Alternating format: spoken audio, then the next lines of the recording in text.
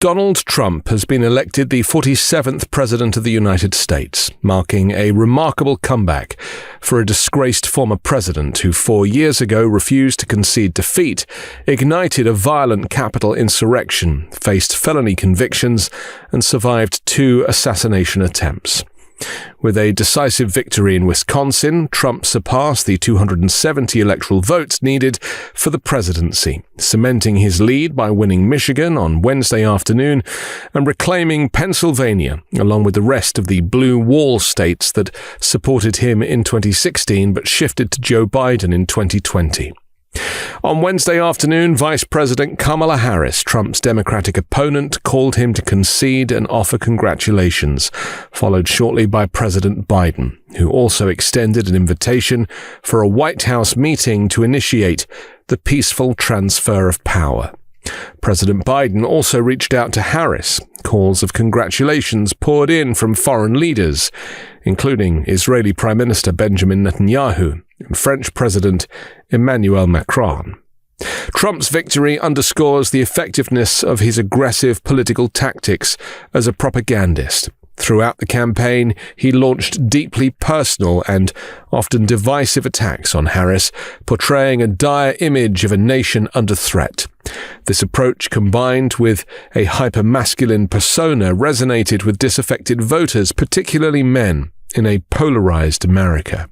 Trump outperformed his 2020 showing in state after state, while Harris struggled to match Biden's 2020 success.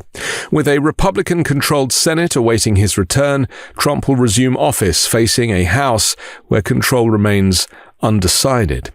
Trump's win concludes an extraordinarily competitive and eventful election season, marred by assassination attempts on his life and a last-minute change in the Democratic nominee.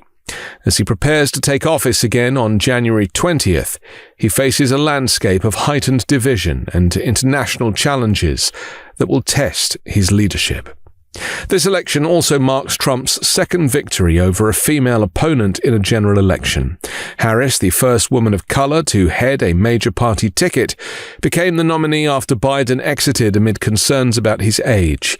Despite an initial wave of enthusiasm, Harris faced challenges rallying voters disillusioned with the current administration. The election of Trump could undo many of the national climate policies to reduce planet-warming greenhouse gas emissions. These rollbacks will come as more lives are being lost in heat waves, record amounts of climate pollution are accumulating in the atmosphere, and the United States has been hit with what may be 2 of its most expensive hurricanes. Special counsel prosecutors plan to close their criminal cases against Donald Trump before his inauguration. The decision reflects the practical reality that these cases won't conclude before Inauguration Day. Once Trump resumes office, Justice Department policy would prevent further criminal proceedings against him. The Justice Department had anticipated that if Trump won, the cases centered on his theft of classified documents and his attempts to overturn the 2020 election would end, as his incoming Attorney General would likely dismiss the charges. This move is also seen as a safeguard, preemptively shutting down the cases to avoid Trump potentially ordering the removal of Special Counsel Jack Smith, a threat he'd made if he returned to office, with Smith still in charge. The Justice Department is now considering how best to close out these cases, each at different stages of legal complexity. Specifically, they're cautious about abandoning the classified documents case, which is currently dismissed and under appeal, to avoid setting a legal precedent that might challenge future special counsel appointments. Trump launched his 2022 presidential campaign amid the looming special counsel investigation into his retention of national security materials at Mar-a-Lago after his 2020 defeat. Throughout his campaign, he claimed he was running to secure his freedom, suggesting that re-election was his only escape from prosecution. While Trump couldn't delay his New York criminal case linked to the 2016 hush money scheme, which ended in 34 felony convictions, the conviction had little political impact. By midday on Wednesday, Republicans were ahead 199 to 181, after the Associated Press called a Democratic hold in Illinois and a victory for a Republican incumbent in California during the morning. North Carolina Republicans had won 3 seats previously held by Democrats, while Democrats flipped seats in Alabama and New York. The U.S. may have to wait days to learn who won the House, given that it took more than a week to make that call in 2022.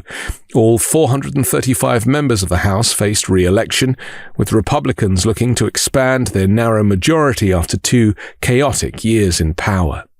The Republican House Speaker and insurrectionist Mike Johnson was re-elected to a 5th term and is seen as likely to continue his leadership role if the Republicans are able to keep control of the chamber.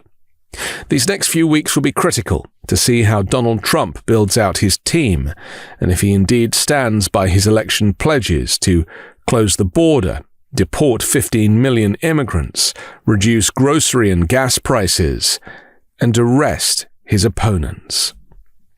I'm Anthony Davis. You can find me on the 5 Minute News YouTube channel and podcast, on Wednesdays co-hosting Uncovered, and on Sunday on The Weekend Show with MeidasTouch. Love this video? Make sure you stay up to date on the latest breaking news and all things Meidas by signing up to the MeidasTouch newsletter at MeidasTouch.com/newsletter.